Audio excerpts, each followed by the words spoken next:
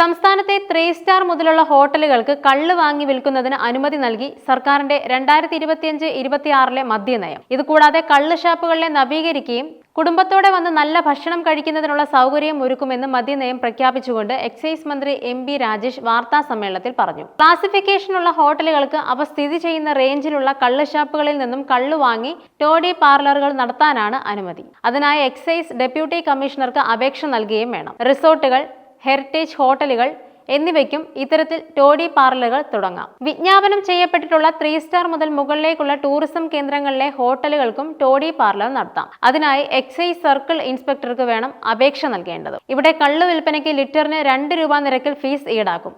ഇതിന്റെ നടത്തിപ്പ് ചുമതല കള്ളു വ്യവസായവുമായി ബന്ധപ്പെട്ട തൊഴിലാളി സംഘങ്ങളെ ഏൽപ്പിക്കുന്നത് ആലോചിക്കുമെന്നും മന്ത്രി പറഞ്ഞു. ഏറ്റവും മികച്ച ഭക്ഷണം ലഭിക്കുന്നത് ഷാപ്പുകളിലാണെന്നും അതിനാലാണ് അവ നവീകരിച്ച് കുടുംബങ്ങൾക്ക് വന്നിരുന്ന് ഭക്ഷണം കഴിക്കാനുള്ള സൗകര്യം ഒരുക്കുന്നതെന്നും മന്ത്രി പറഞ്ഞിരുന്നു.